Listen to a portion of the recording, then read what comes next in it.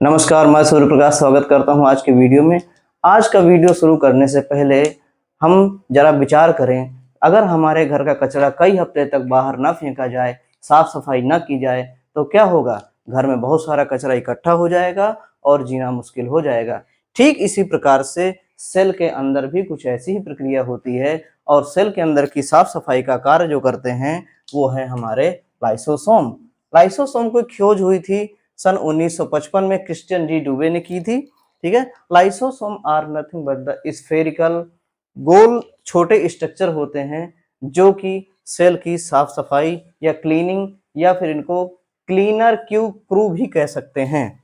ठीक है, तो शुरुआत करते हैं। लाइसोसोम होते क्या हैं। लाइसोसोम आर ओवेल और स्फेरिकल सेल ऑर्गेनल, ठीक है, जो कि फिल्ड होते हैं, filled with the digestive enzymes. क्या होते हैं?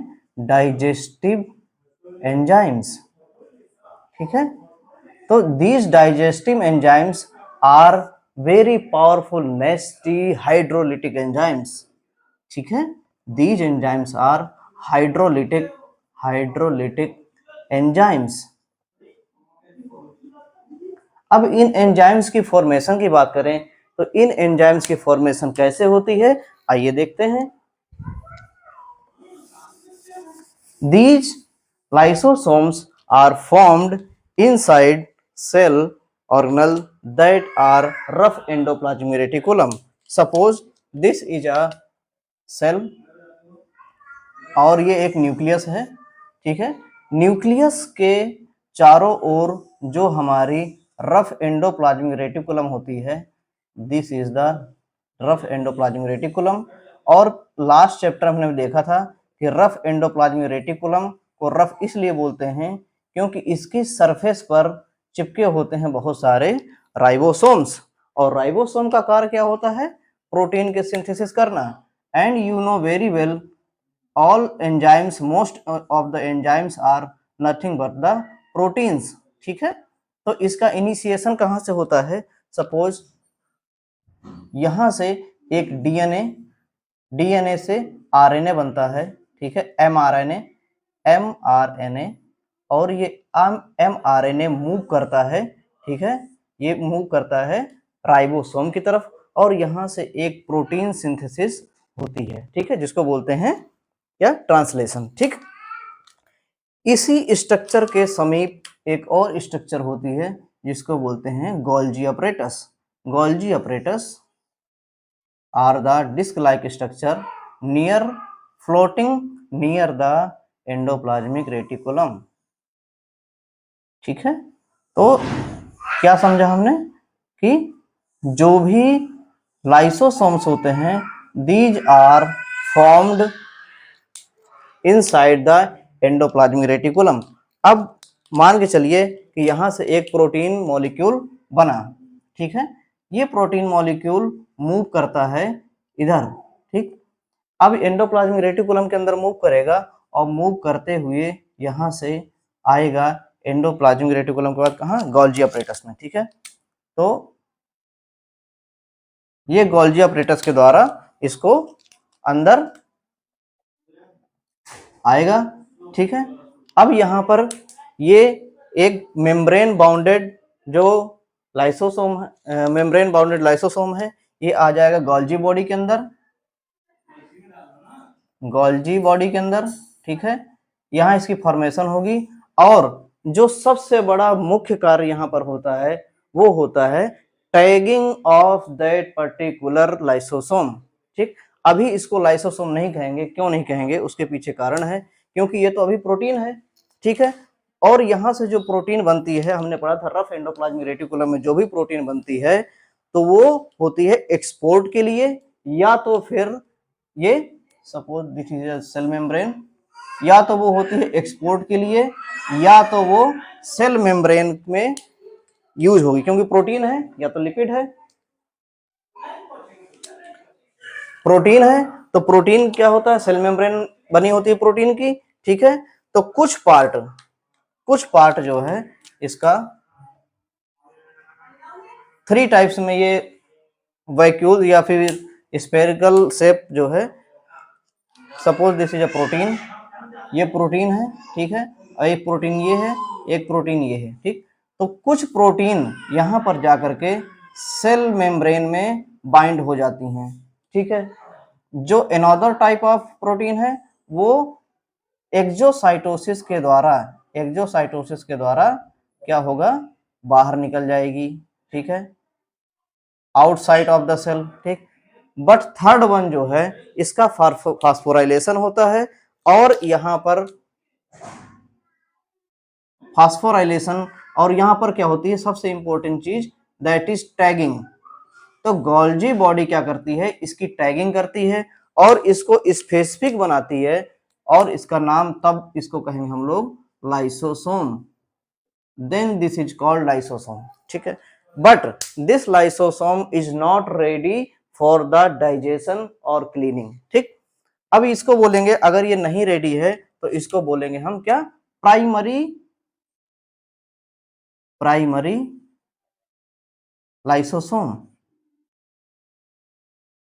लाइसोसोम, ठीक है। ये क्या है, प्राइमरी लाइसोसोम।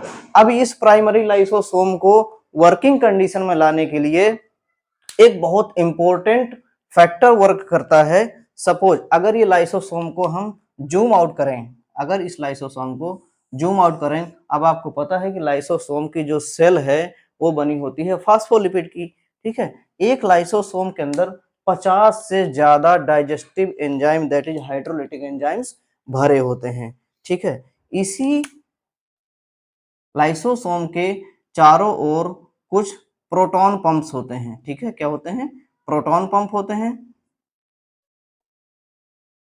ठीक। अगर हम जूम करें तो ये क्या है, बहुत सारे डाइजेस्टिव एंजाइम भरे हुए हैं, ठीक है।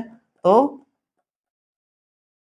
अब ये प्रोटॉन पंप का काम क्या होगा, दीज प्रोटॉन पंप एक्टिवेट हो जाएंगे अगर, ठीक है, तो यहां से हाइड्रोजन आयन अंदर आएंगे। जब हाइड्रोजन आयन अंदर आएंगे तो ये जो मीडियम होगा अंदर का एसिडिक हो जाएगा, क्या हो जाएगा, एसिडिक, ठीक है। यही एसिडिक, कितना एसिड होना चाहिए, 4.5 से लेकर के 5 तक, यानी कि इसकी पीएच, ठीक है, इसकी पीएच कितनी होनी चाहिए, 4.5 टू 5।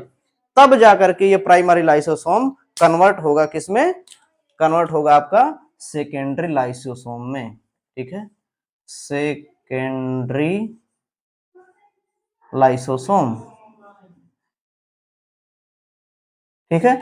अब अगर आपसे एग्जाम में क्वेश्चन पूछे कि what is the primary lysosome and what is secondary lysosome, now you can answer कि primary lysosome are not able to digest or not able to work until pH is maintained up to 4.5 to 5, ठीक है। तो अब ये secondary lysosome हो गए, ठीक। सम lysosomes के नाम अगर हम देखें, ठीक है, जैसे कि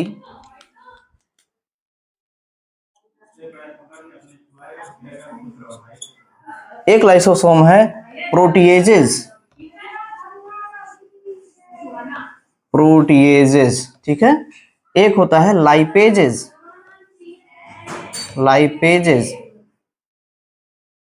ठीक है।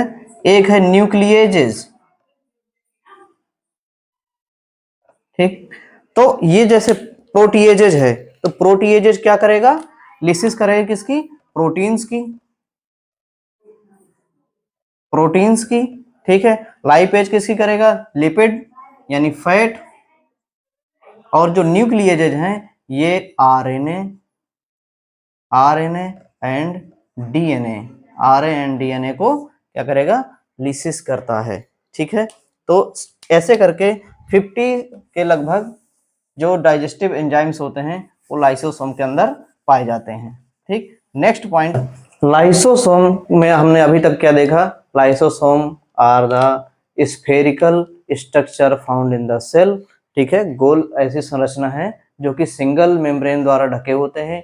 इनकी जो सिंथेसिस होती है वो रफ एंडोप्लाज्मिक रेटिकुलम में होती है और इनकी टैगिंग कहाँ होती है, गोल्जी अपरेटस में। ठीक है, जो दो मेन इंपॉर्टेंट चीजें हैं वो है इनकी सिंथेसिस कहाँ होती है, रफ एंडोप्लाज्मिक रेटिकुलम में, और इनकी टैगिंग होती है लाइसोसोम में। लाइसोसोम में इनका फास्फोराइलेशन होता है, तब ये जाकर के लाइसोसोम बनते हैं। ठीक है, तो एक होता है प्राइमरी लाइसोसोम।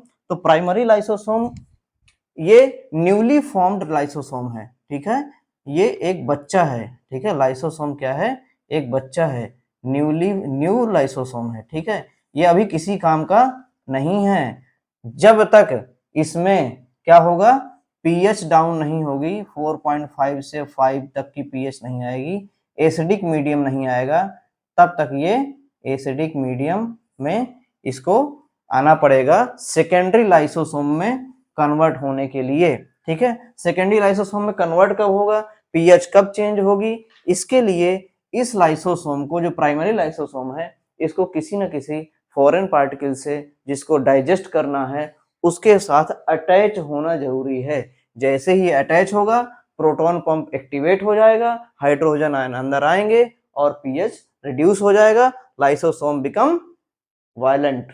ठीक है, लाइसोसोम बिकम वायलेंट और उसको डाइजेस्ट कर देगा। ठीक, तो primary lysosome, secondary lysosome, residual body. Suppose किसी लाइसोसोम ने किसी बैक्टीरिया को या किसी डैमेज सेल ऑर्गेनेली को डाइजेस्ट किया, उसके बाद जो भी अनडाइजेस्टेड जो मटेरियल है वो सेल के अंदर बचा रहेगा, उसको बाहर करने के लिए एक प्रोसेस होता है जिसको बोलते हैं एक्जोसाइटोसिस।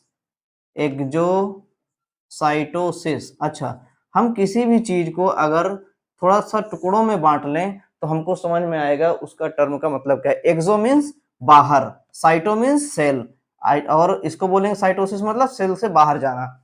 सपोज कि ये कोई एक सेल है, ये एक सेल है, ठीक है, ये न्यूक्लियस है, यहाँ पर लाइसोसोम ने किसी को किल किया। ठीक है, उसके बाद या फिर सपोज माइटोकॉन्ड्रिया है या फिर कोई भी डैमेज पार्टिकल है सेल के अंदर, सेल ऑर्गेनल, अब ये जाएगा सेल वॉल के पास, सेल मेम्ब्रेन के पास, क्योंकि एनिमल की बात कर रहे हैं तो सेल मेम्ब्रेन के पास, और यहां से इसको ये बाहर कर देगा। ठीक है, तो इस प्रोसेस को बोलते हैं एक्जोसाइटोसिस।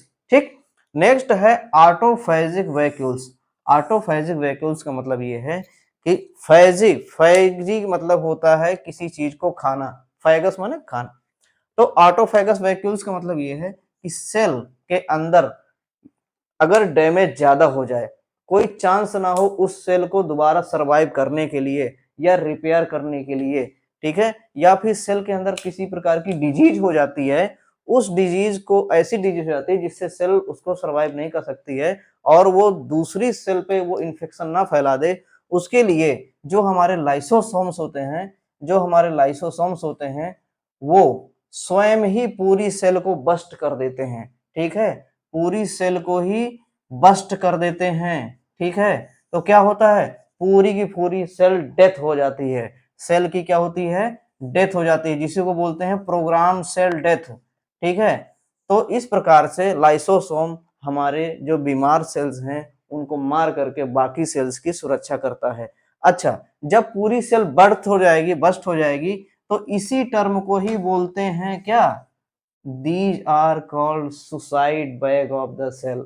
मोस्ट इंपोर्टेंट एग्जाम में पूछने वाला क्वेश्चन है कि suicide bag of the cell किसको बोलते हैं, suicide bags of the cell किसको बोलते हैं। तो अब आप कभी नहीं बोलना कि lysosomes are the cell organelle, these are called suicide bag. Next, अगर लाइसोसोम की बात करें तो फंक्शन तो वैसे तो हम पढ़ चुके हैं, लेकिन फिर भी देखें हेट्रोफैगी, कुछ टर्म हमको पढ़ने को मिलेंगे, लाइक हेट्रोफैगी हो गया, ऑटोफैगी हो गया और ऑटोलिसिस हो गया। ठीक, हेट्रोफैगी टर्म को हम तभी यूज करेंगे जब कोई फॉरेन मटेरियल, ठीक है, फॉरेन पार्टिकल लाइक बैक्टीरिया हो गए, ठीक है, लाइक बैक्टीरिया क्या है, फॉरेन पार्टिकल है। ठीक है, अगर किसी प्रकार का फूड बाहर से आता है सेल के अंदर तो उसको डाइजेस्ट करने के लिए जब लाइसोसोम उसको डाइजेस्ट करेगा तो उसको बोलेंगे हेट्रोफैगी। ठीक है, अब ऑटोफैगी कब बोलेंगे, जब कोई damage cell organelle, damage cell organelle, ठीक है, सेल ऑर्गेनल को अगर लाइसोसोम डाइजेस्ट करेगा तो उसको बोलेंगे ऑटोफेगी। ऑटोलिसिस का मतलब यही है, सुसाइड बैग वाली थ्योरी जो हमने बताई अभी, कि पूरी की पूरी सेल को ही बस्ट कर देता है, तो इसको बोलेंगे ऑटोलिसिस, ठीक है। सो ये हमने पढ़ा लाइसोसोम। एग्जाम में पूछे जाने वाले कुछ क्वेश्चंस हैं इंपॉर्टेंट, जिनको हमने कवर करने की कोशिश की है। क्वेश्चन आपके सामने अभी आ जाएंगे, आप देख लीजिएगा, उनके आंसर बताइएगा। अच्छा, एक टर्म और आता है, बस ऐसे ही याद आ गया, पिनोसाइटोसिस, पिनोसाइटोसिस। अच्छा, पिनोसाइटोसिस का क्या मतलब है, अगर आप जानते हैं तो कमेंट बॉक्स में जरूर बताएं।